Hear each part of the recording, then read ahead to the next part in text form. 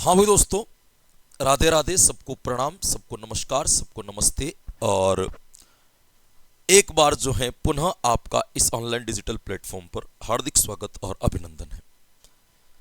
आप लोगों को पता है कि हमने जनरल जो कॉमन पार्ट थे, जो मुख्य मुख्य चीजें थी, वो तो सारी अपन ने उस 39-40 क्लास में पढ़ ली, जो आपके फ्री प्लेलिस्ट के अंतर्गत चल रही है। उसके अंतर्गत अपन ने सारी चीजों को जितना डिटेल से जान सकते थे उतना अपन ने उसके अंदर जान लिया।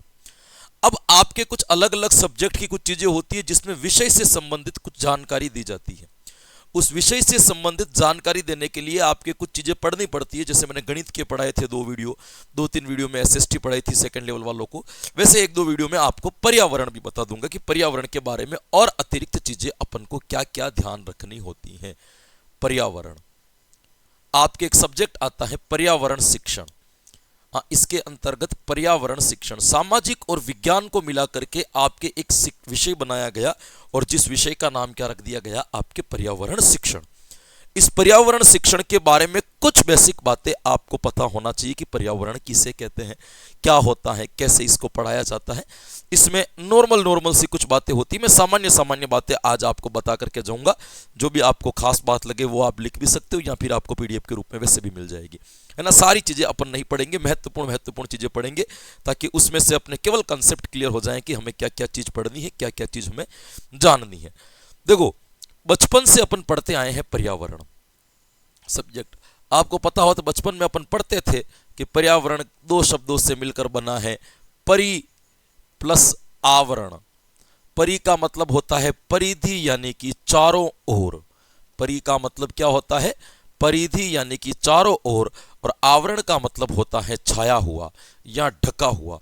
हमारे हाँ, चारों ओर, या इसको अपन क्या कह सकते हैं, छाया हुआ, या फिर अपन क्या कह सकते हैं, ढका हुआ। पर्यावरण एक ऐसा सब्जेक्ट है, पर्यावरण एक ऐसा विषय है जो व्यक्ति के चारों ओर प्रत्यक्ष या अप्रत्यक्ष रूप से घूमता रहता है, चारों ओर व्यक्ति को ढका रखता है, चारों ओर से व्यक्ति को प्रभावित करता रहता है। यानी कि ये बात कहने में कोई अतिशयोक्ति नहीं होगी कि पर्यावरण व्यक्ति के जीवन के साथ साथ चलता है, या फिर मैं ऐसे कह दूं कि पर्यावरण के साथ साथ प्राणी का जीवन चलता है। तो ये दोनों चीजें समानांतर होगी, ये दोनों चीजें समान होगी। पर्यावरण से व्यक्ति अपने जीवन को कभी अलग नहीं कर सकता, और हम भी अपने जीवन को पर्यावरण से कभी अलग नहीं कर सकते। दोनों चीजें पूरक चलती है, दोनों चीजें एक साथ गति करती है, क्योंकि पर्यावरण हमारे आसपास का ही एक वातावरण है जिसमें बहुत सारी चीजों को मिला करके हम अध्ययन करते हैं। पर्यावरण कोई एक पार्टिकुलर सब्जेक्ट नहीं कह सकते कि हम पर्यावरण के अंतर्गत क्या पढ़ते हैं, क्या नहीं पढ़ते हैं। बात की जाए मेरे दोस्तों, तो पर्यावरण आपका एक तरीके से देखा जाए तो समाकलित विषय है। समाकलित विषय का मतलब क्या हो गया कि इसके अंदर बहुत सारी चीजों को हम पढ़ते हैं। इसी पर्यावरण में हम जलवायु पढ़ते हैं, इसी पर्यावरण में हम मिट्टियां पढ़ते हैं, इसी पर्यावरण में दुर्ग पहाड़ किले पढ़ते हैं, इसी पर्यावरण में अपन कुछ भौगोलिक परिस्थितियां पढ़ते हैं, इसी पर्यावरण में कुछ शारीरिक शिक्षा से जुड़ी हुई चीजें पढ़ते हैं। मतलब पर्यावरण एक ऐसा विषय है जो कई सब्जेक्टों के साथ में, या अपन यूं कह सकते हैं कि कई विषयों के साथ में एक अंतर संबंध रखता है। कई विषयों के साथ में जुड़ा हुआ विषय जो माना जाएगा वो क्या माना जाएगा मेरे दोस्तों? पर्यावरण माना जाएगा।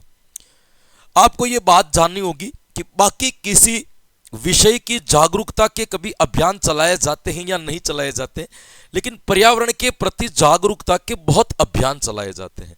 क्योंकि जागरूकता इसलिए बनाई जाती है कि पर्यावरण के अंदर वो सारी मुख्य बातें, चाहे वो भूगोल से जुड़ी हुई हो, चाहे वो विज्ञान से जुड़ी हुई हो, किसी से भी जुड़ी हुई हो, चाहे वो शारीरिक शिक्षा से जुड़ी हुई हो, उन सभी में से वो मुख्य बातें निकाल कर एक विषय बना दिया पर्यावरण, जो मानव जीवन के लिए बहुत ज्यादा जरूरी है ना। उसमें अपन प्रदूषण का भी अध्ययन करते हैं, हर चीज का अपन वहां पे क्या करते हैं मेरे दोस्तों? अध्ययन करते हैं। मतलब प्रत्येक एक चीज यहां पे अपनी मायने रखती है, प्रत्येक एक चीज यहां पे क्या होती है मेरे दोस्तों? महत्वपूर्ण होती है। इसीलिए यहां पे जागरूकता अभियान चलाया जाता है कि पर्यावरण को समझो, पर्यावरण को जानो, पर्यावरण के प्रति सजग रहो, पर्यावरण को स्वस्थ रखो, मानव जीवन भी स्वस्थ रहेगा। तो मतलब अपन कह सकते हैं कि मानव जीवन के साथ बहुत निकट संबंध रखने वाली यदि कोई विषय है तो उस विषय का नाम क्या है? आपके पर्यावरण अध्ययन। यहां तक आपको समझ में आ गया होगा। कुछ चीजें अपन जो है, हाँ मैं इसको भी पीपीटी के माध्यम से समझाऊंगा, क्योंकि मैंने विषय की सारी जानकारी जो दी थी बेसिक बेसिक, वो आपके मैंने पीपीटी के माध्यम से ही दी थी। आपको ये ध्यान रखना है, सबकी मैंने जो दी थी ना। हाँ देखो, आपको यहाँ पे क्या बात, यहाँ पे मैंने यही चीज आपको समझाई थी कि मनुष्य एक सामाजिक प्राणी है। मनुष्य जो रहता है वो कहाँ रहता है, आपके समाज में रहता है। समाज के प्रति ही वो अंतःक्रियाएं करता है।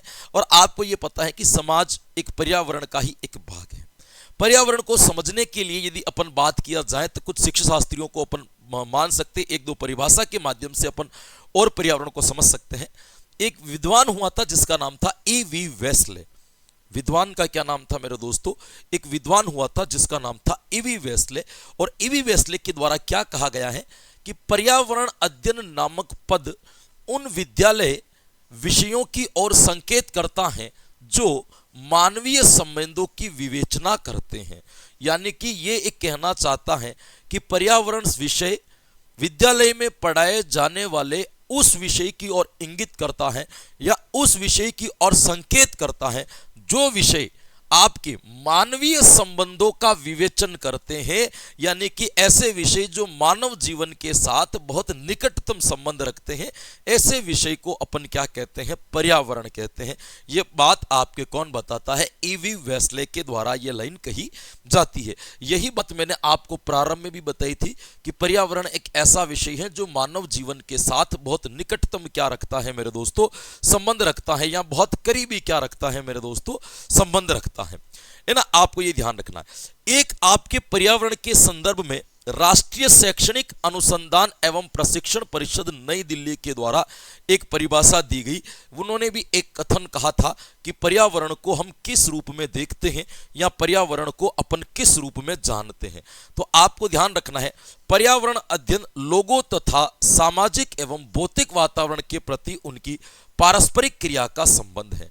ये कहते हैं कि पर्यावरण एक ऐसा विषय है जो समाज के लोग सामाजिकता और भौतिकता वातावरण के प्रति एक संबंध स्थापित करते हैं, है ना। भौतिकता का मतलब जो कुछ भी हमारे साथ में हमने निर्मित किया है, जो कुछ भी हमने मौलिकता से बनाया है, वो सब भौतिकता का भाग कहलाता है। तो सामाजिकता और भौतिकता के मध्य अंतःक्रिया जो लोगों के द्वारा की जाती है, वही एक प्रकार का पर्यावरण विषय है ना। आप ये ध्यान रखना कि इस विषय की सबसे बड़ी दिक्कत ये रही थी कि इस विषय को बड़ा लाइट लिया गया। हमारे कई सालों तक हमारे साथ में भी प्रत्यक्ष या अप्रत्यक्ष रूप से पर्यावरण चलता रहा, लेकिन न तो शिक्षकों के द्वारा कभी पर्यावरण को ढंग से पढ़ाया गया, न हमने कभी पर्यावरण को ढंग से पढ़ा, न पर्यावरण को कभी हमने समझने का क्या किया, प्रयास किया। तो इस विषय को ज़्यादा गंभीरता से नहीं लेने के कारण इसकी वैल्यूज़ या इसके मूल्य ज़्यादा निर्धारित नहीं हो पाए हैं। बाकी ये विषय अन्य विषयों की तरह ये भी अपने आप में एक पहचान रखता है, अन्य विषयों की तरह इसकी अपनी स्वयं की भी एक क्या है दोस्तों, वैल्यूज है। ये आपको दो कथन यहाँ पे क्या रखने हैं मेरे दोस्तों, याद रखने हैं।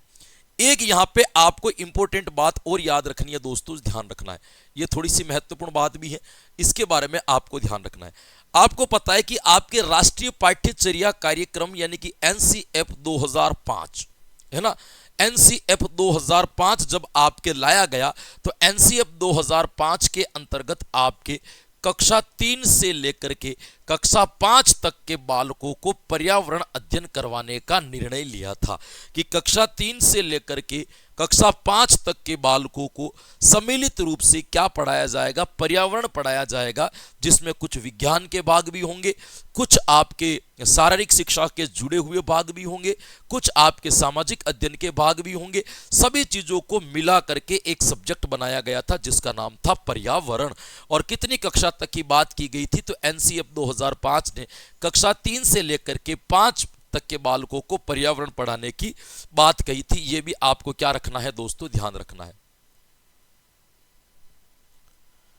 एक आपको ध्यान रखना मेरे दोस्तों, एक आपके आयोग आया था जिसका नाम था कोठारी आयोग। क्या नाम था, या इसको अपन कोठारी कमीशन भी कहते हैं। कोठारी आयोग या कोठारी कमीशन ये किसके द्वारा लाया गया था, तो ये लाया गया था आपके दौलत सिंह कोठारी के द्वारा। किसके द्वारा लाया गया था, दौलत सिंह कोठारी। और ये दौलत सिंह जी कोठारी कहाँ के निवासी थे? तो ये दौलत सिंह कोठारी आपके उदयपुर के निवासी थे, है ना। इनके द्वारा आपके ये आयोग लाया गया था और इन्होंने इस कमीशन के अंतर्गत बात कही थी कि छात्रों के समाज के प्रति कर्तव्य की भावना विकसित करने के लिए प्राथमिक स्तर पर पर्यावरण के महत्व को स्वीकार किया था। अर्थात कोठारी कमीशन कहते हैं समाज के प्रति बालक में कर्तव्य की भावना को विकसित करने के लिए या कर्तव्य के भाव विकसित करने के लिए प्राथमिक स्तर पर पर्यावरण का अध्ययन कराया जाना चाहिए। ये बात कहने वाले कौन थे? कोठारी आयोग।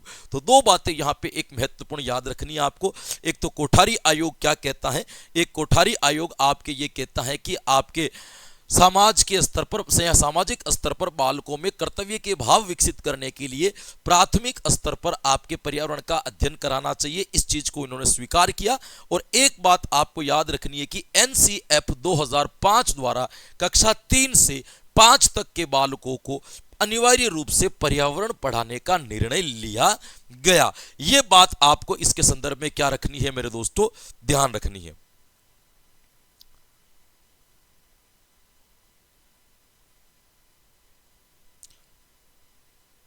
जी ना, ये आपको क्या रखनी है मेरे दोस्तों? ध्यान रखना है। एक आपको ऐतिहासिक परिप्रेक्ष्य में और बता देता हूं मेरे दोस्तों, वो भी आपको हल्का फुल्का क्या रखना है मेरे दोस्तों? ध्यान रखना है। कुछ बातें मैं आपको और बता देता हूं महत्वपूर्ण इसके संदर्भ में जो आपको ध्यान रखनी है। क्या ध्यान रखनी है? तो एक तो आपको ये ध्यान रखना है मेरे दोस्तों कि भारत के अंतर्गत बात करें मेरे दोस्तों, भारत के अंतर्गत आपके पर्यावरण की औपचारिक प्रतिपादन की बात जो की गई थी भारत के अंतर्गत कि औपचारिक रूप से कैसे चलाया जाए, तो औपचारिक रूप से इसकी बात आपके 1937 में की गई थी, जो बुनियादी शिक्षा का मूल रूप में इसको रखा गया था। यानी कि महात्मा गांधी ने बुनियादी शिक्षा के मूल रूप के लिए किसकी बात कही थी मेरे दोस्तों? तो बात कही थी आपके 1937 के अंतर्गत, है ना। इसके बाद ध्यान रखना, डॉक्टर जाकिर हुसैन समिति का निर्माण किया था और डॉक्टर जाकिर हुसैन समिति ने इसको औपचारिक रूप से क्या दिलाई थी? मान्यता दिलाई थी या प्रतिपादन किया था आपके पर्यावरण अध्ययन का। तो ये ध्यान रखना कि पर्यावरण अध्ययन की शुरुआत महात्मा गांधी की बुनियादी शिक्षा से होती है और इसको व्यापक रूप देने या इसको मूल रूप में प्रतिपादन करने का काम डॉक्टर जाकिर हुसैन के द्वारा किया गया था। ये आपको क्या रखना है दोस्तों? ध्यान रखना है। आपको यह भी ध्यान रखना है, मुदालियर आयोग की अध्यक्षता में आपको पता है कि माध्यमिक शिक्षा बोर्ड का गठन किया गया था और इसी माध्यमिक शिक्षा बोर्ड ने विद्यालय स्तर पर अनिवार्य रूप से पर्यावरण पढ़ाने की भी मांग की कि बालकों को अनिवार्य रूप से जो है विद्यालय स्तर पर क्या पढ़ाई जाए? पर्यावरण।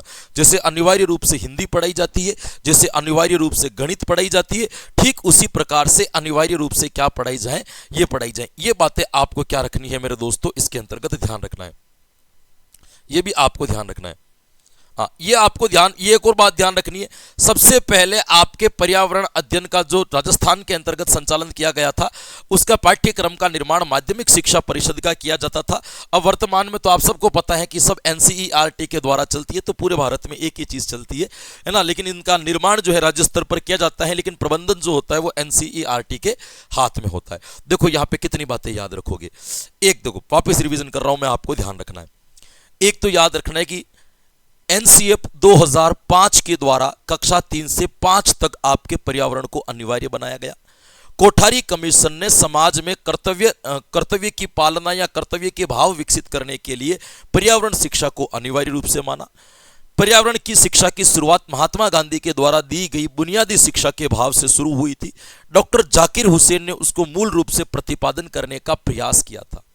मुदालियर आयोग के कारण या मुदालियर आयोग की सिफारिश पर माध्यमिक शिक्षा बोर्ड का जब गठन किया गया था तो इन्होंने भी अनिवार्य रूप से आपके क्या पर्यावरण पढ़ाने की क्या की थी मेरे दोस्तों? मांग की थी। ये आपको क्या रखना है? ध्यान रखना है। उस समय माध्यमिक शिक्षा परिषद के द्वारा ही पर्यावरण के पाठ्यक्रम का निर्माण किया जाता था। अब वर्तमान में जो इनका निर्माण किया जाता है वो एनसीईआरटी के द्वारा किया जाता है।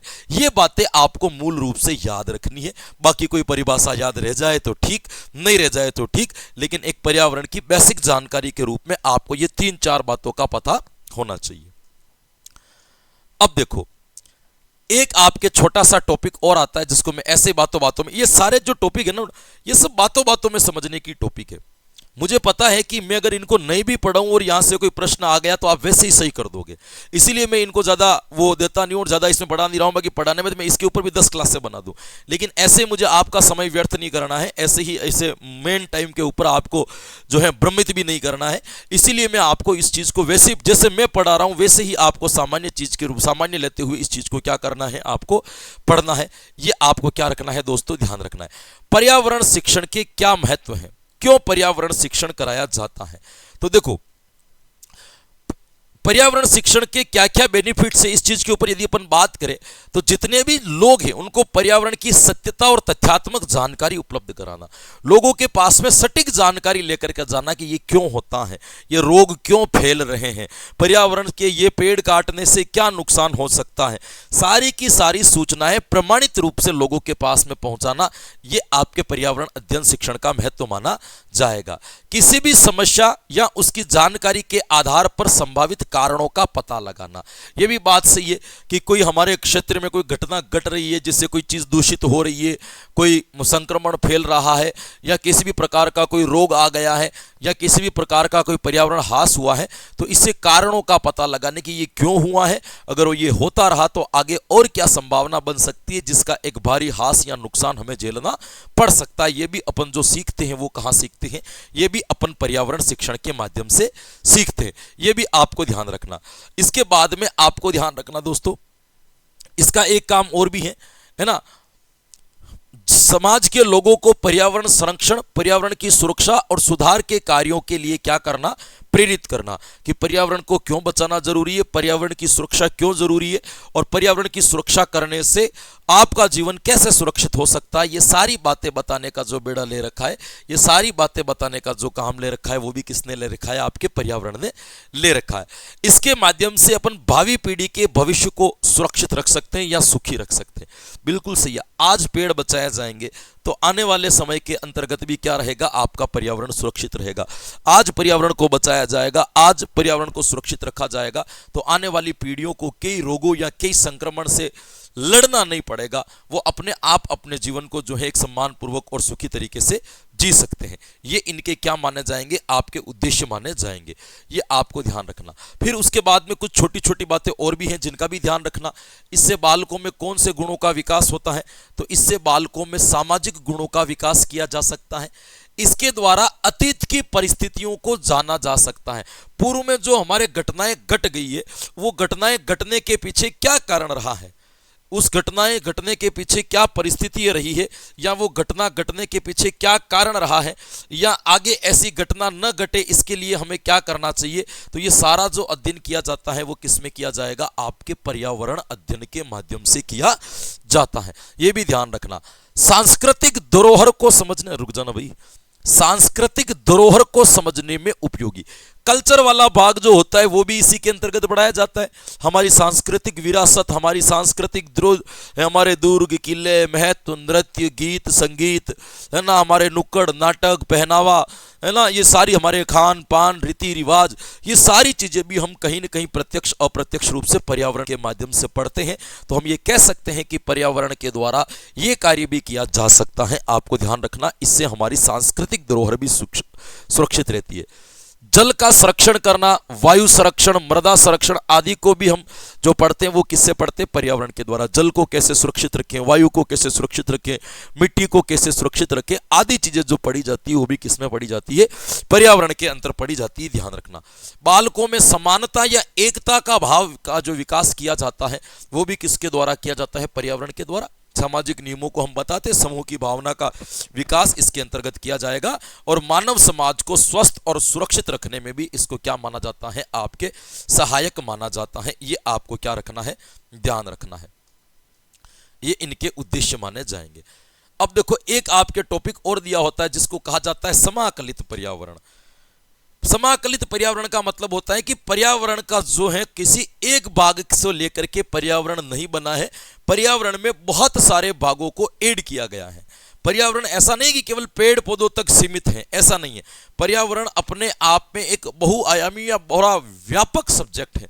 बड़े स्तर पर इसका क्या किया जाता है, आपके प्रयोग किया जाता है। बड़े स्तर पर आप इस चीज को क्या कर सकते हो, समझ सकते हो। जैसे उदाहरण के तौर पर अपन बात करें कि समाकलित पर्यावरण में किन किन चीजों को पढ़ाया जाएगा, तो आप देखें समाकलित अध्ययन का मतलब बताओ, अपन इसी पर्यावरण के अंदर स्थिति को पढ़ते, जैसे हम आकार, क्षेत्रफल, प्रदेशों की आकृति, प्रदेशों की स्थिति आदि जो पढ़ते इसी के अंदर पढ़ते। भू आकृतियां पढ़ते, कौन सा मैदानी भाग है, कौन सा पठारी भाग है, कौन सा पर्वतीय भाग है ना, ये भी इसके अंदर पढ़ते हैं। विभिन्न प्रकार की जलवायु को पढ़ते, विभिन्न प्रकार की मिट्टियां पढ़ते, विभिन्न प्रकार के खनिज पढ़ते, विभिन्न प्रकार के आपके जो है प्राकृतिक वनस्पति को पढ़ते, पशुओं को पढ़ते, हर एक चीजों को अपन पढ़ते हैं। तो इसका मतलब पर्यावरण केवल पेड़ पौधों तक सीमित नहीं है, बल्कि बहुत खनिज, जलवायु, क्षेत्र, स्थितियां, पेड़ पौधे, पशु, जानवर, कल्चर, सामाजिकता, इन सभी चीजों को मिला करके एक सब्जेक्ट बनाया गया है जिसका नाम है समाकलित। इसीलिए ये कहा जाता है कि ये समाकलित विषय है, न कि आपके कौन सा विषय है, एक तरीके से कोई एकल विषय है। जैसे अपने हिंदी है तो वह एकल विषय है, समाकलित विषय नहीं है। समाकलित विषय उन विषयों को कहा जाता है, समाकलित विषय उन भागों को कहा जाता है जिसके अंतर्गत क्या होता है मेरे दोस्तों, जिसके अंतर्गत आपके बहुत सारे विषय या बहुत सारे टॉपिक को मिला करके जिसका अध्ययन किया जाता है उसको अपन क्या कहते हैं, समाकलित विषय के रूप में मानते हैं। तो ध्यान रखना कि पर्यावरण विषय कैसा है, तो पर्यावरण विषय आपके एक प्रकार से समाकलित विषय माना जाएगा, है ना। सभी चीजों का इसके अंदर अध्ययन किया जाता है। अब देखो ये आपके एक और आते हैं अधिगम या पर्यावरण शिक्षा के सिद्धांत क्या कहते हैं। सभी सब्जेक्ट के सिद्धांत सेम होते हैं। आप रीट लेवल 1 की तैयारी कर रहे हो तो आपने गणित विषय के मैंने आपको सिद्धांत पढ़ाए थे कि गणित शिक्षण के क्या क्या सिद्धांत होते हैं। तो जो आपके गणित शिक्षण के सिद्धांत होते हैं ना, वही सिद्धांत आपके पर्यावरण शिक्षण के भी माने जाएंगे। ऐसा नहीं है कि पर्यावरण शिक्षण में कोई अलग सिद्धांत होगा या पर्यावरण शिक्षण के अंतर्गत कोई नई चीज होगी। पर्यावरण शिक्षण के अंतर्गत भी वही चीजें होगी जो आपके किसके अंतर्गत होती है, तो जो आपके गणित के अंतर्गत होती है। जैसे देखो एक सिद्धांत आता है आपके जिसका नाम है क्रियाशीलता का सिद्धांत, यानी कि पर्यावरण को एक्टिविटी बेस्ड लर्निंग पर पढ़ाया जाना चाहिए, कि इसको केवल थ्योरिकल नहीं पढ़ाया जाना चाहिए। मिट्टियों की जानकारी दे रहे हो, बच्चों को मिट्टियों के साथ में आत्मसात कराओ। पेड़ पौधों की जानकारी दे रहे हो, बच्चों को पेड़ पौधों के साथ में आत्मसात कराओ। हर एक चीज को क्रिया आधारित एक्टिविटी बेस पर क्या करानी चाहिए, लर्निंग कराई जानी चाहिए। ये क्रियाशीलता का सिद्धांत कहता है कि बालक यहाँ पे पढ़ते समय क्या होता है, करके सीखने पर आधारित गतिविधियां होनी चाहिए। एक आता है जीवन की वास्तविक परिस्थितियों से संबंध का सिद्धांत, या इसको अपन कह सकते हैं जीवन समन्वय का सिद्धांत। जीवन समन्वय का सिद्धांत यानी कि गणित पर्यावरण को पढ़ाते समय उस टॉपिक को या उस विषय वस्तु को बालक के वास्तविक जीवन के साथ जोड़ करके पढ़ाई जाए, कि ये घटना क्यों घटती है, क्या काम आ सकती है, आपके दैनिक जीवन में ये क्यों उपयोगी है, हर एक चीज को ध्यान से पढ़ा जाए। तो इनको जीवन के साथ संबंधित करके या जीवन के साथ जोड़ करके पढ़ाया जाए, इसीलिए इसका नाम क्या होगा, जीवन समन्वय का सिद्धांत। एक आता है अभिरुचि का सिद्धांत। ये दो सिद्धांत है, अभिरुचि का सिद्धांत और उपयोगिता का सिद्धांत। अभिरुचि का सिद्धांत यह है कि पर्यावरण केवल शिक्षक को पढ़ानी ही नहीं है, बल्कि बालकों के अंदर पर्यावरण के प्रति अभिरुचि को जागृत करना है, इंटरेस्ट जागृत करना है। यह मैंने गणित पढ़ाते वक्त भी आपको यह बात बताई थी। यदि कोई शिक्षक किसी बालक में किसी विषय की अभिरुचि पैदा कर देता है तो बालक स्वयं उस विषय को अपने स्तर पर या अपने आप क्या करने लग जाता है, पढ़ने लग जाता है। यह बात आपको यहाँ पे ध्यान रखनी है। तो ये रुचि का सिद्धांत है। उपयोगिता का सिद्धांत क्या कहता है, उपयोगिता का सिद्धांत कहता है कि भाई आपके एक तरीके से पर्यावरण अध्ययन के अंदर जो भी चीजें पढ़ाई जाए उसकी उपयोगिता बताई जाए कि यह आपके जीवन में कहां कहां काम आएगी। एक आता है प्रोत्साहन का सिद्धांत, कि बालक को समय समय पर प्रोत्साहित किया जाना चाहिए। आप कुछ भी कार्यक्रम ऑर्गेनाइज कर दो पर्यावरण से जुड़े हुए, उसमें बालकों से पार्टिसिपेट करो, उसके बाद में जब बालक उसके अंदर भाग लेते हैं तो जो भी उनका स्थान रहता है, जो जिस प्रकार की क्रिया करता है, उसको समय समय पर प्रोत्साहित किया जाए कि वाकई में तुम सही कर रहे हो। तो बालकों को यदि कोई पर्यावरण के प्रति कोई काम करता है, जैसे आपने पेड़ की वैल्यू बताई, और कोई बच्चा विद्यालय के अंदर एक पेड़ लगा करके उस पेड़ की पूरी देखभाल करता है, हमने सरकारी स्कूलों में खूब किया, आपको पता हो तो अपने 2-3 दोस्त मिलकर के एक पेड़ लगाते थे, उस पेड़ को मिलकर के हम बड़ा करते थे, पूरा ध्यान रखते थे उस पेड़ का। तो ये जब कोई बच्चा कर रहा हो तो शिक्षक को भी क्या करना चाहिए, उसको प्रोत्साहन देना चाहिए, उसको मोटिवेट करना चाहिए कि हाँ, तुम्हारे द्वारा जो गतिविधि की जा रही है, तुम्हारे द्वारा जो कार्य किया जा रहा है वो वास्तविकता में सही है, और ये कार्य वास्तविकता में आपके लिए क्या है, उपयोगी है। ये आपके सिद्धांत कौन सा कहलाएगा? इसके बाद में एक सिद्धांत आपके आता है जिसका नाम है नियोजन का सिद्धांत। नियोजन का सिद्धांत, नियोजन का मतलब होता है निष्पादित करना या पूर्ण करना।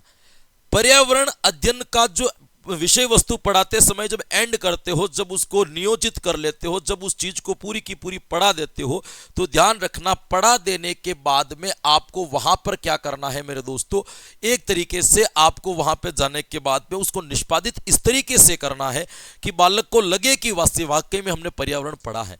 क्योंकि इसको पढ़ाया इस तरीके से गया कि बड़ा निष्क्रिय जैसा लगता था, मन ही नहीं लगता था, है ना। इसका निष्पादन ऐसा होना चाहिए कि बालक गंभीर लगे कि नहीं यार, ये सब्जेक्ट जरूरी है, ये सब्जेक्ट हमें पढ़ना चाहिए। ये ध्यान रखना। व्यक्तिगत भेदों का सिद्धांत बिल्कुल सही है। पर्यावरण की शिक्षा आपको व्यक्तिगत भिन्नता के आधार पर दी जानी चाहिए, क्योंकि प्रत्येक बालक पर्यावरण को अलग अलग तरीके से देखता है ना। जो बालक आपके रासायनिक सूत्रों को समझ सकता है उसको इसके अकॉर्डिंग शिक्षा दी जाए, जो नहीं समझ सकता है उसको देसी तरीके से शिक्षा दी जाए, पर शिक्षा दी जाए पर्यावरण की, ये जरूरी होता है। समसामयिक घटनाओं का उपयोग करते हुए पढ़ाया जाए, बिल्कुल करंट चीजों को साथ में लेकर के चले। पर्यावरण अध्ययन वर्तमान की परिस्थितियों से जुड़ी हुई होती है, तो वर्तमान की परिस्थितियों को आपकी मूल विषय वस्तु के साथ में कांटेक्ट करें, उनकी मूल विषय वस्तुओं के साथ में उनको जोड़ने का क्या करें, प्रयास करें, और समसामयिक घटनाओं के साथ जोड़ते जोड़ते आपको इस चीज को क्या करना है, पढ़ाना है। ये कौन सा सिद्धांत कहलाएगा? आपके समसामयिकता का सिद्धांत कहलाएगा। एक आता है आपके सहायक सामग्री का सिद्धांत। कौन सा सिद्धांत आएगा? हाँ, पर्यावरण को हमेशा टीचिंग लर्निंग मटेरियल के द्वारा पढ़ाया जाना चाहिए। यदि पर्यावरण विषय को पढ़ा रहे हो तो समय समय पर या साथ साथ में आपको सहायक सामग्री लेकर के जाना चाहिए, और सहायक सामग्री का प्रयोग भी करना चाहिए, यह जरूरी माना गया है। एक आपके बताया गया है दोस्तों जिसका नाम है आपके साधनों का प्रयोग करते हुए, बिल्कुल जो भी आपके समुदाय में जुड़ी हुई चीजें हैं, है ना, उनका प्रयोग करते हुए पर्यावरण को पढ़ाया जाए। जैसे रेडियो के द्वारा पर्यावरण की जानकारी दे दी गई, टेलीविजन के द्वारा पर्यावरण की जानकारी दे दी गई, पत्र पत्रिकाओं के द्वारा जो है आपके पर्यावरण की क्या दे दी गई मेरे दोस्तों, जानकारी दे दी गई। ऐसी जानकारी देते हुए बालकों को क्या किया जाना चाहिए, आपके पढ़ाया जाना चाहिए। यह भी आपको ध्यान रखना है। एक आता है आपके जिसको कहा जाता है सह संबंधता का सिद्धांत। क्या कहा जाता है मेरे दोस्तों? सह संबंधता का सिद्धांत। सह संबंधता का सिद्धांत क्या कहता है मेरे दोस्तों? सह संबंधता का सिद्धांत कहता है कि इस विषय को पढ़ाते समय आपको दूसरी विषय के साथ में भी इसका संबंध जोड़ना है ना। पर्यावरण पढ़ाते समय आप इतिहास से संबंध जोड़ो, अर्थशास्त्र से संबंध जोड़ो, समाज शास्त्र से संबंध जोड़ो, सामाजिक अध्ययन से संबंध जोड़ो, पॉलिटी राजनीति से आप संबंध जोड़ो। बहुत सारे सब्जेक्ट ऐसे जिनके साथ में आप विज्ञान के साथ में संबंध जोड़ सकते हो। प्रत्येक विषय के साथ में संबंध जोड़ते हुए आपको पर्यावरण पढ़ाना चाहिए। यह सिद्धांत कौन सा कहेगा? ये एक आता है उद्देश्य कार्यों का सिद्धांत। यह कहता है कि बालकों को आपको क्या करना चाहिए मेरे दोस्तों? हाँ, उद्देश्य निर्धारित करके पढ़ाया जाना चाहिए। एक आता है अभिप्रेरणा का सिद्धांत, मोटिवेशन का सिद्धांत। समय समय पर बालकों को अभिप्रेरित करें, मोटिवेट करें, ताकि वो पर्यावरण के पढ़े, और पर्यावरण पढ़ने से उनके अंदर जिज्ञासा उत्पन्न हो सके कि वो और कुछ पर्यावरण के बारे में जानना चाहें, अपने स्तर पर खोज करना, अपने स्तर पर अन्वेषण करना, अपने स्तर पर अनुसंधान या रिसर्च करना बालक क्या कर सके, सीख सके। इन सभी बातों को ध्यान में रखते हुए में पढ़ाया जाना चाहिए। एक आता है आपके लोकतांत्रिक आचरण का सिद्धांत। बिल्कुल, लोकतांत्रिक का मतलब होता है कि बालकों को आप पढ़ाते समय हाँ, मित्रतापूर्ण व्यवहार करते हुए पढ़ाओ। एक तो होता है लोकतांत्रिक और एक होता है निरंकुशवादी। निरंकुशवादी में बालकों को जबरदस्ती बांध करके पढ़ाया जाता है। लोकतांत्रिक वातावरण में बालकों को स्वतंत्र छोड़ के उनकी अभिरुचियों को ध्यान में रखते हुए आनंद और मस्ती के साथ पढ़ाया जाता है। तो पर्यावरण को भी आप बालकों को आनंद और मस्ती के साथ ही क्या कराएं, अध्ययन करवाया जाना चाहिए, ये भी आपको ध्यान रखता है। एक आता है आपके आवृत्ति का सिद्धांत, या इसको कहते हैं पुनरावृत्ति का सिद्धांत, कि बार बार चीजों को क्या की जानी चाहिए मेरे दोस्तों, आपके चीजों को क्या किए जाने चाहिए, पुनरावृत्ति की जानी चाहिए। ये भी आपको क्या रखना है, ध्यान रखना है। ये आपके सिद्धांत कहलाएंगे। ये बड़ी अच्छी चीज है। पर्यावरण शिक्षा के प्रकार, ये तो मैं आपको 2 मिनट में बता दूंगा। पर्यावरण शिक्षा केवल 2 ही तरीके से दी जा सकती है, एक औपचारिक रूप से, एक अनौपचारिक रूप से। पर्यावरण की शिक्षा कितने प्रकार से दी जा सकती है, 2 ही प्रकार से दी जा सकती है, औपचारिक, और एक कौन सी हो सकती है, अनौपचारिक। औपचारिक पर्यावरण की शिक्षा के अंतर्गत क्या होगा कि बालकों को जब आप पर्यावरण की शिक्षा दे रहे हो या जब आप बालकों को पर्यावरण पढ़ा रहे हो, तो आपको विधिवत विद्यालय में जो शिक्षा देते हैं, जो आपको तथ्यात्मक ज्ञान देते हैं, वो तो औपचारिक ज्ञान है। ये शिक्षित लोगों के लिए आपके औपचारिक पर्यावरण की शिक्षा दी जाती है। लेकिन जो लोग अशिक्षित हैं, जो विद्यालय में नहीं गए, उन लोगों को भी तो आपको पर्यावरण के प्रति जागरूक बनाना पड़ेगा। तो उनके लिए अनौपचारिक शिक्षा दी जाती है, जैसे नुक्कड़ नाटक के माध्यम से पर्यावरण का ज्ञान, है ना, भाषण देकर के पर्यावरण के बारे में बताना। इस तरीके से आप गांव में रहे हो तो गांव में पहले कई बार सरकार की ओर से आयोजन होते थे, स्वच्छता अभियान के कार्यक्रम चलाए गए थे, है ना, उसमें नुक्कड़ नाटक करने वाले आते हैं, कुछ नाटक करते, और नाटक के माध्यम से आपको संकेत देते थे, आपको समझाते थे। वो सारी अनपढ़ के लिए या अशिक्षित लोगों के लिए होती है। तो आपको पूछ ले कि बताओ पर्यावरण अध्ययन की शिक्षा कितने तरीके से दी जा सकती है, तो पर्यावरण अध्ययन की शिक्षा 2 तरीके से दी जा सकती है। औपचारिक रूप से दी जा सकती है, अनौपचारिक रूप से दी जा सकती है। औपचारिक रूप से शिक्षित व्यक्तियों के लिए होती है, जो जिसका एक निश्चित पाठ्यक्रम होता है और उसको पूर्ण कराया जाता है।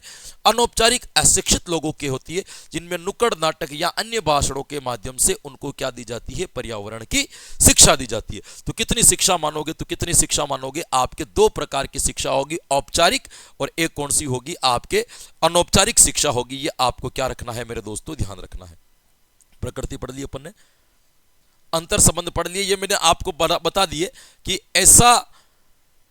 ऐसी कोई विषय नहीं है जिसके साथ में पर्यावरण का संबंध नहीं है। ये प्रश्न कभी आएगा ही नहीं कि पर्यावरण का निम्नलिखित में से किस विषय के साथ में संबंध है या किसके साथ में संबंध नहीं है। इस प्रकार के प्रश्न नहीं पूछे जाते, लेकिन सब विषय के साथ में पर्यावरण का संबंध होता है। ये आपको क्या रखना है दोस्तों, ध्यान रखना है। चलिएगा, एक आपको और पढ़ाते पर्यावरण की संकल्पना। यहां से भले हो सकता है कि आपके छोटा मोटा एक आध क्वेश्चंस निकल करके आ जाए, इसको मैं थोड़ा पढ़ा भी देता हूं, है ना। ये मैंने आपको बता ही दिया कि पर्यावरण आपके 2 शब्दों से मिलकर बना है, वगैरह वगैरह। ये तो अपन छोटी कक्षाओं के अंतर्गत पढ़ते थे। अब आपको देखो ध्यान रखना है, पर्यावरण अध्ययन एक निरंतर चलने वाली प्रक्रिया है। इसका शिक्षण प्राथमिक स्तर से ही प्रारंभ करना आवश्यक है। ये इसकी संकल्पना है कि छोटी कक्षा से ही बालकों को क्या पढ़ाया जाए, तो छोटी कक्षा से ही बालकों को पर्यावरण पढ़ाना हमें प्रारंभ कर देना चाहिए, ऐसा इनका मानना होता है।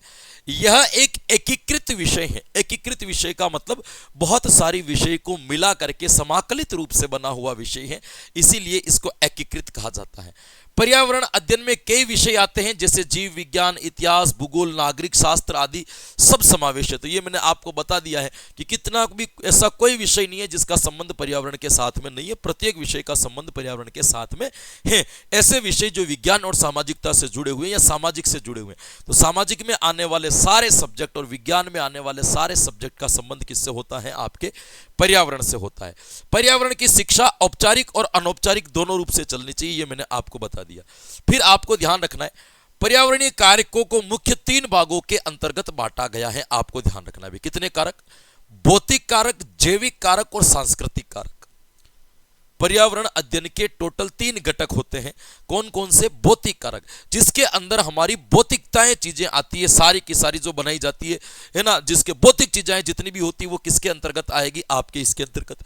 जैविक कारक के अंदर आपके जीव आते हैं और सांस्कृतिक कारक के अंदर आपके कल्चर आता है। भौतिक कारक के अंदर सारी भौतिकता से जुड़ी हुई चीजें जितनी भी होती है वो इसी के अंतर्गत आएगी। अपन कह सकते है ना, जिसमें जीवन तो नहीं है पर ऊर्जा के वाहक है, जैसे सौर ऊर्जा हो गई, पृथ्वी हो गई, भौगोलिक हो गई, इसका खुद का जीवन नहीं है लेकिन ये जीवन को चलाती है।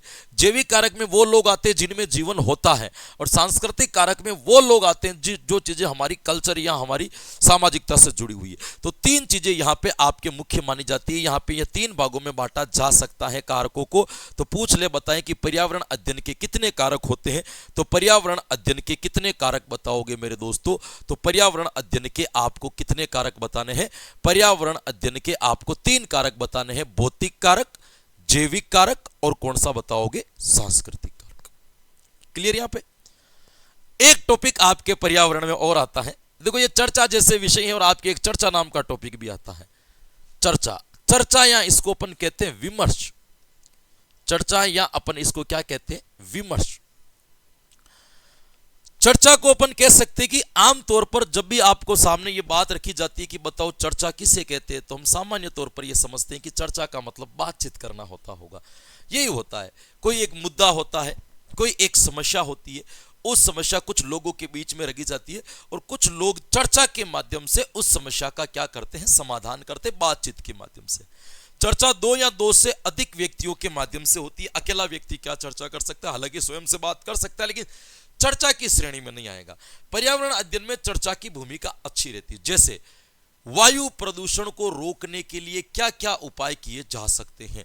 5 बच्चों का ग्रुप बना करके चर्चा कराई जाए तो बालक चर्चा के माध्यम से एक तथ्य, एक परिणाम, एक सूचना निकाल करके लाएंगे कि इन इन बातों को या इन इन नियमों को ध्यान रखा जाए तो शायद पर्यावरण के अंतर्गत हम वायु प्रदूषण को या जल प्रदूषण को क्या कर सके?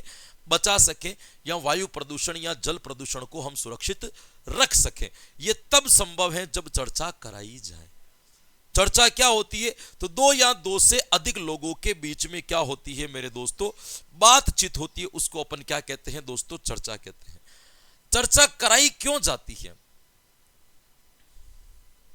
चर्चा कराने के पीछे कारण क्या है? ये चर्चा के उद्देश्य क्या है? तो एक तो कारण है कि बच्चों को विस्तृत ज्ञान देना। भाई किताब में मान लो वायु प्रदूषण की 10 लाइनें लिखी हुई है, अगर आप चर्चा विषय करवाते हो तो उस 10 लाइन पर 10 घंटे बात कराई जा सकती है, उस 10 लाइन पर 2 घंटे बातचीत करवाई जा सकती है, उस 10 लाइनों को 200 लाइनों में कन्वर्ट किया जा सकता है चर्चा के माध्यम से। तो चर्चा से क्या होता है कि विषय विस्तृत होता है और बच्चों के पास में एक व्यापक जानकारी पहुंचती है, एक बड़ी जानकारी पहुंचती है जो जरूरी भी होती है। तो ये ध्यान रखना कि बालकों को व्यापक जानकारी देने के लिए, बालकों को एक बड़ी जानकारी देने के लिए हमें क्या करवाने की आवश्यकता होती है? चर्चा। विभिन्न पहलुओं की जानकारी देते हुए हल निकालना। भाई चर्चा का माध्यम होता है कि हम किसी न किसी निष्कर्ष पर पहुंचेंगे। चर्चा जो है वो क्या है? हम चर्चा के बाद में किसी न किसी निष्कर्ष पर पहुंचेंगे, किसी न किसी रिजल्ट्स पर पहुंचेंगे। ये आपको ध्यान रखना है।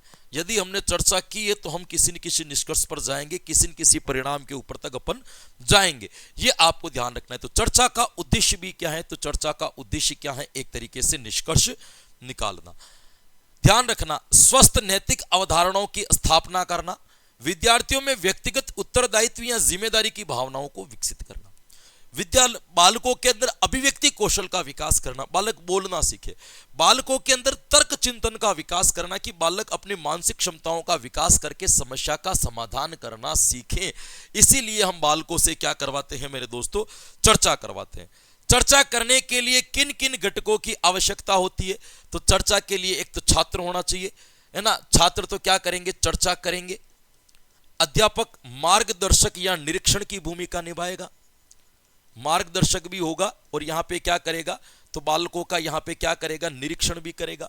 एक समस्या होनी चाहिए जिस पर चर्चा होगी और विषय सामग्री कि इस चर्चा के माध्यम से हमें समाधान निकालने के लिए किन किन चीजों की जरूरत पड़ सकती है, वो सारी चीजें भी आपको यहां पे क्या करनी होगी? अपने पास में रखनी पड़ेगी। ये घटक अपन को चाहिए होते हैं। ये आपको क्या रखना है मेरे दोस्तों? ध्यान रखना। चर्चा के रूप कौन कौन से होते हैं मैं आपको बता देता हूं। 3-4 प्रकार की चर्चाएं आपको होती है जो आपको क्या रखना है दोस्तों? याद रखना है। देखो, एक तो होती है आपके पैनल चर्चा। पैनल चर्चा के अंतर्गत क्या होता है मेरे दोस्तों? एक कोई समस्या होती है और उस एक ही समस्या पे 5-7 लोगों के अलग अलग विचार जाने जाते हैं। जैसे मान लीजिए कि एक वर्तमान में कोई समस्या चल रही है, आप उसी से प्रश्न पूछते हो कि इस घटना पर आप क्या विचार रखते हो, सही है गलत है, आप क्या विचार रखते हो, आप क्या विचार रखते हो, आप क्या सोचते हो। इस तरीके से एक दूसरे से विचार जानकर विचारों में बहस करते हुए एक निष्कर्ष निकाला जाता है। आपने टीवी पर यदि न्यूज चैनल पर डेबिट देखा होना, जिसके अंदर 3-4 लोगों को बिठा करके रख दिया जाता है ना, 3-4 लोग अलग अलग पार्टियों के या राजनीतिक विश्लेषक जो होते हैं उनको बिठा दिया जाता है, फिर एक मुद्दे पर बात की जाती है, वो सब लोग बहस करते हैं और लास्ट में एक निर्णय निकाला जाता है। वो डेबिट जो है वो एक प्रकार की आपकी कौन सी चर्चा कहलाएगी, तो वो कौन सी चर्चा कहलाएगी, वो एक प्रकार की आपके पैनल चर्चा कहलाएगी। ये भी आपको ध्यान रखना है। एक ये इंपॉर्टेंट याद रखना मेरे दोस्तों, एक आपके चर्चा होती है जिसका नाम है सिंपोजियम। सिंपोजियम, सिंपोजियम एक चर्चा का आपके भाग होता है जिसको अपन क्या कहते हैं, सिंपोजियम, है ना। आपको यहां पे ये ध्यान रखना है कि सिंपोजियम के अंतर्गत क्या होता है कि इसमें भाग लेने वाले जितने भी श्रोता होते हैं ना, उन श्रोता के सामने एक निश्चित समस्या पर अपने विचार का कुछ कथन करते हैं। मतलब लोगों के सामने कोई एक विचार रखा जाएगा, उनके सामने क्या किया जाएगा, एक लेटर या पत्र लिखा जाएगा, श्रोताओं के सामने उस समस्याओं के ऊपर पत्र पढ़ा जाता है, और पत्र पढ़ने के बाद जो है उसके ऊपर क्या की जाती है दोस्तों, अपना सब लोग अपना अपना दृष्टिकोण या अपना अपना विचार रखते हैं और अपने एक समस्या के समाधान पर पहुंचते हैं। यानी कि पत्र वाचन के द्वारा जो है चर्चा की जाती है। एक होता है आपके फोरम, इसके अंदर क्या होता है कि इसके अंदर जो वक्ता होता है वो कोई बात कह रहा होता है, उसके ऊपर लोग जो होते हैं वो प्रश्न करते हैं उसी से, और उस प्रश्नों के माध्यम से ऐसा क्यों हो सकता है, ऐसा किस तरीके से हो सकता है, अगर ये नहीं हुआ तो ये हो जाएगा, उन प्रश्नों के माध्यम से चर्चा करते हुए एक निष्कर्ष पर पहुंचते हैं। उसी का नाम क्या है आपके, उसी का नाम है फोरम चर्चा। भी कौन सी, एक संसदीय चर्चा जो आपके संसद में नेता मंत्रियों के द्वारा की जाती है, कोई बिल पास वास करने के लिए जो की जाती है, ये लाया जा रहा है तो चर्चा के बाद ही बिल पास होता है, तो उसको अपन कौन सी चर्चा के रूप में गिनेंगे। एक होती है गोलमेज चर्चा, एक राउंड टेबल होता है जिसके ऊपर 5-7 लोग घूम करके बैठ जाते हैं, एक टॉपिक उनके ऊपर होता है, 5-7 लोग घूमते हुए उस टॉपिक के ऊपर अपनी बात या अपना विचार रखते हैं, उसको क्या कहते हैं, गोलमेज। मंचीय वार्तालाप, एक स्टेज के ऊपर 2 लोगों के बीच में जो बात होती है वो। एक होता है व्याख्यान, यानी कि भाषण के द्वारा चर्चा की जाती है, और एक होता है वाद विवाद, यानी कि समर्थन, या एक तरीके से आप ये कह सकते हो कि आप उसके पक्ष में या विपक्ष में रहते हुए अपने विचार तथ्यों के साथ में रखते हो और चर्चा को निष्पादित किया जाता है। ये आपके क्या कहलाएगा मेरे दोस्तों, तो क्या याद रखोगे, एक तरीके से आपके चर्चा कहलाएगी। ये आपको क्या रखनी है, ध्यान रखनी है।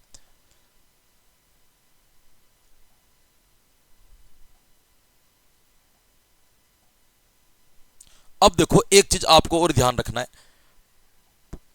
पर्यावरण शिक्षण की समस्याएं, पर्यावरण पढ़ाने वाले टीचर्स के साथ में क्या क्या दिक्कत होती है। तो ध्यान रखना, पर्यावरण शिक्षण की समस्याएं हो, गणित शिक्षण की समस्याएं हो, हिंदी शिक्षण की समस्याएं हो, शिक्षण की समस्याएं और शिक्षक के गुण सब में समान होते हैं। हमने गणित में पढ़ा है वही यहां पे आएगा, देखना आपने, है ना। क्या संबंधी है, देखो अध्यापकों के द्वारा अतिरिक्त क्रियाकलाप करवाना, या टीचर पर्यावरण जो पढ़ा रहा है उसको अतिरिक्त कार्य दे दिया जाता है, तुम ये भी करो, इस वजह से पर्यावरण नहीं पढ़ाई जाती है। विषय से संबंधित शिक्षक के पास में पूर्ण जानकारी नहीं होती है, अभिभावकों का अपेक्षित सहयोग नहीं मिलता है, विषय की जटिलता, विषय की भाषा बड़ी कठिन बनाई गई है ना। दूषित परीक्षा प्रणाली, एग्जाम के अंदर इनके प्रश्न ढंग से नहीं पूछे जाते, इस वजह से भी बालकों को पर्यावरण में कभी भी इंटरेस्ट नहीं आता है।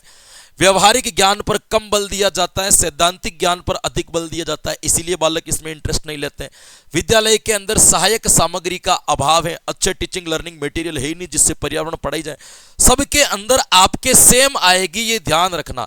अध्यापक और शिक्षार्थी के मध्य अच्छे संबंध नहीं होते, पाठ्यक्रम बालकों के स्तर के अनुसार नहीं होता, विद्यार्थियों के द्वारा गृह कार्य नहीं करना। ये सारी चीजें अपने गणित में पढ़ी थी।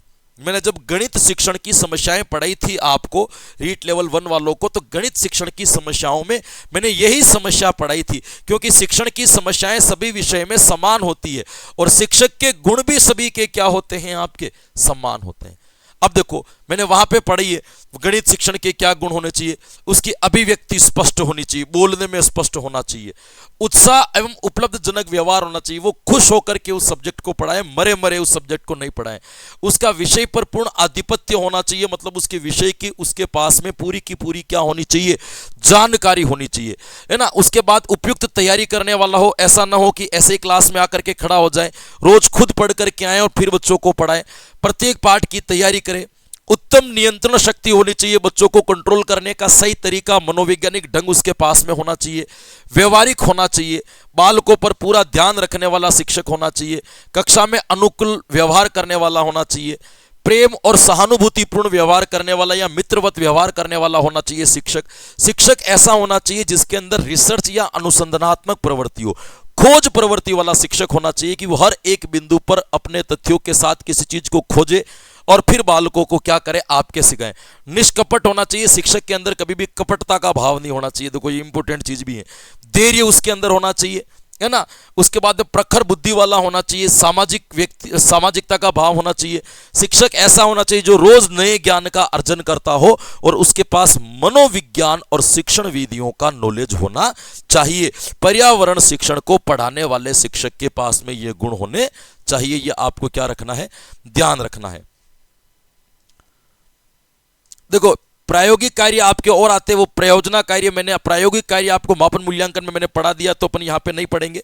पर्यावरण शिक्षण की मुख्य विधियां कौन सी होती है, खेल विधि पढ़ा दी मैंने, अनुसंधानात्मक विधि क्रियात्मक अनुसंधान में पढ़ा दूंगा अभी मैं, व्याख्यान विधि पढ़ा दी, प्रायोगिक विधि पढ़ा दी, कहानी विधि हिंदी में पढ़ा दी, अवलोकन विधि आपको पढ़ा दी, भ्रमण विधि आपको पढ़ा दी और प्रयोजना विधि मैंने आपको पढ़ा दी।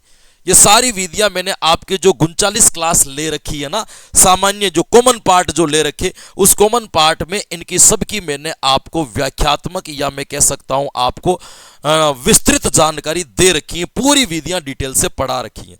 फिर आपको ध्यान रखना है कि आपके पर्यावरण में दो चीज और आती है, एक आता है सतत एवं व्यापक मूल्यांकन। ये सतत एवं व्यापक मूल्यांकन भी मैंने आपके जो 39 क्लास पढ़ा रखी है ना, जो आपके शिक्षण विधियां निःशुल्क बेच 2024 वाली जो कॉमन पार्ट पढ़ाया था, उसमें मैंने सीसीई पढ़ा रखा है। इसमें आपके एक और आता है शिक्षण अधिगम सहायक सामग्री, ये शिक्षण अधिगम सहायक सामग्री भी मैंने उसी टॉपिक में पढ़ा रखी है।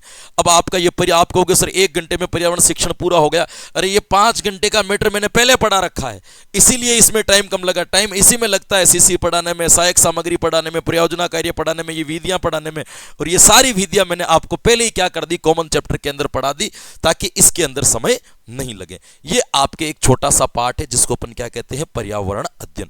देखो पढ़ाने में तो मैं इसको 8-10 क्लास तक खींच सकता हूं, मुझे पता है मैं पढ़ा सकता हूं, मैं चर्चा पढ़ा दूं 1 घंटे तक, बताओ आपको बढ़िया लगेगा कि सर डिटेल पढ़ा रहे, लेकिन फालतू का कंटेंट दिमाग में जाएगा जहां से कुछ आना जाना है नहीं, वहां पे क्या समय व्यर्थ करना। मैं एक प्रश्नों की सीरीज लेकर के आऊंगा जिसमें पर्यावरण के 150 प्रश्न आपको सोल्व करवा दूंगा। उन 100 प्रश्नों के अंदर आपके पर्यावरण के सारे कंसेप्ट क्लियर हो जाएंगे, आपके किसी भी प्रकार का कोई द्वंद्व रहेगा ही नहीं, वहां पे आपका सारा कंसेप्ट क्लियर। तो ये आपको ध्यान रखना है ना। पर्यावरण में आते हैं आपके 7-8 प्रश्न आएंगे शिक्षण विधियों के, उसमें से 1-2 सीसीई के आ जाएंगे, सहायक सामग्री के आ जाएंगे, बाकी विधियों में से आ जाएंगे या परियोजना में से आ जाएगा, 1-आध प्रश्न आपके कहीं चर्चा जैसे टॉपिक में से निकल करके आ जाए, बाकी कोई खास इसके अंतर्गत देखने को मिलता नहीं है। ये आपको पर्यावरण के बारे में क्या रखना है मेरे दोस्तों, याद रखना है। तो कमेंट बॉक्स में जाकर के कमेंट आपको करना ही है, इसमें कोई दो मत वाली बात ही नहीं है। आशा करते हैं आज की क्लास में जो कुछ भी पढ़ा, सीखा, जाना, समझा, याद किया, वो आपके आने वाली प्रतियोगी परीक्षाओं के लिए बड़ा लाभकारी या हितकारी सिद्ध होगा, ऐसी मैं आशा करता हूं, ऐसा मुझे विश्वास है। तो बिल्कुल हंसते रहे, मुस्कुराते रहे, प्रसन्नचित्त रहे, आनंद में रहे, मजे लेते रहे, लेकिन साथ साथ में अपनी तैयारी को भी जोरों और शोरों से जारी रखें। कल फिर मिलेंगे कुछ नए कंटेंट के साथ में, तब तक के लिए मुझे दीजिए आज्ञा। Thank you so much, Radhe Radhe and जय हिंद।